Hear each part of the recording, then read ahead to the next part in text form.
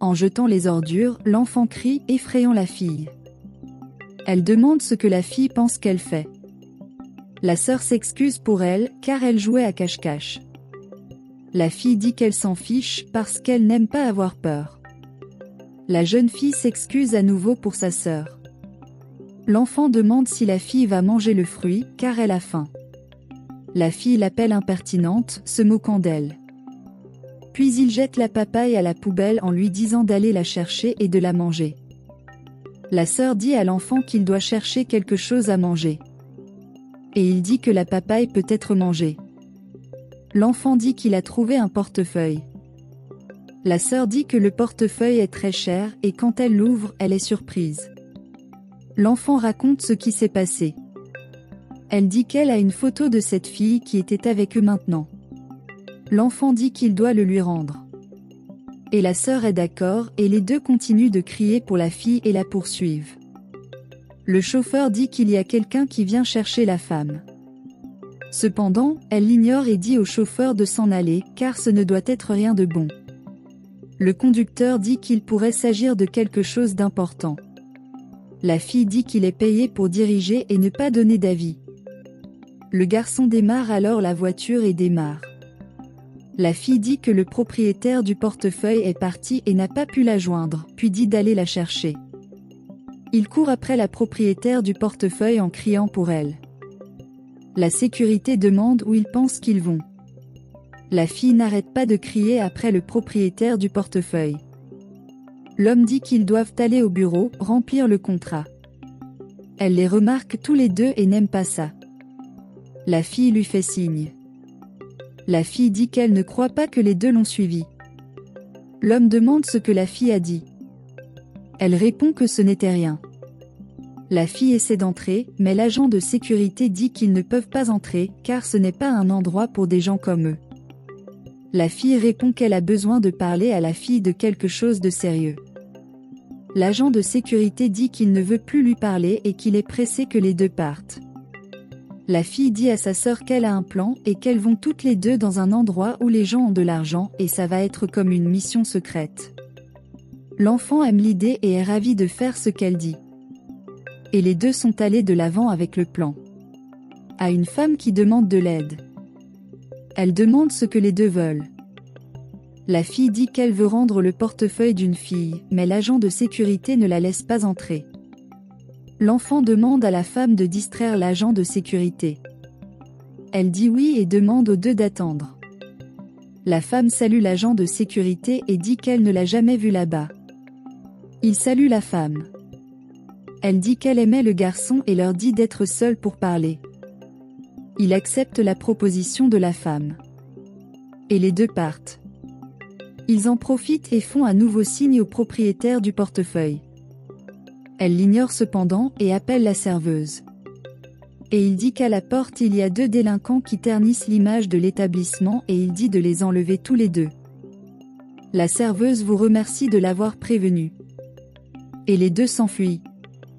La serveuse continue de chercher les deux, mais ne trouve personne. Il revient et dit qu'il n'y a personne dehors. Demande si la serveuse est sûre. Elle dit oui. Excuse et merci. L'homme dit qu'il doit passer un appel et qu'il sera de retour. Elle dit qu'elle n'a aucun problème. L'homme se lève. Les deux reviennent et crient pour la fille. Elle rappelle cependant la serveuse. Les deux craignent d'être découverts là-bas.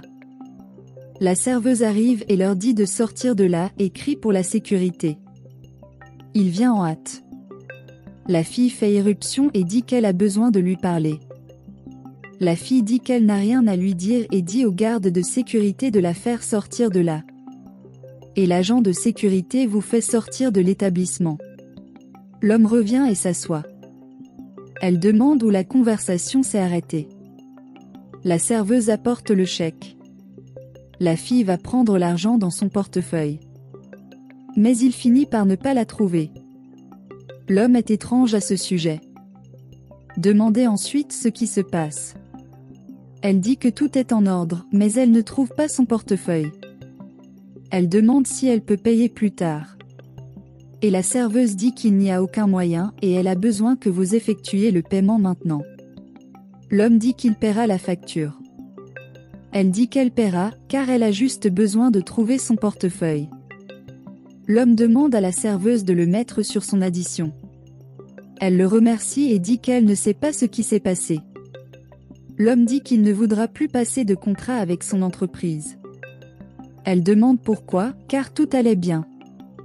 Il dit qu'après ce manque d'organisation qu'elle a, il ne veut pas non plus s'impliquer dans l'entreprise. Elle dit que ce n'est pas ce qu'il semble et ne sait pas comment cela s'est produit. Il dit que la conversation est terminée et s'en va.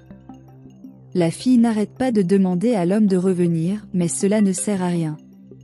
Et il dit qu'il est sûr que c'étaient les deux marginaux. Allez voir le garde de sécurité, demandez de l'aide. Il demande comment il peut vous aider. La dame dit qu'elle est sûre que les deux filles de tout à l'heure ont pris son portefeuille.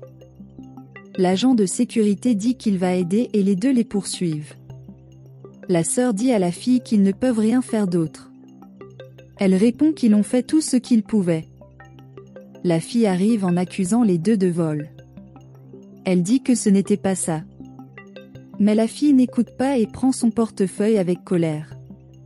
L'enfant dit qu'il a tout faux et qu'ils n'ont rien volé.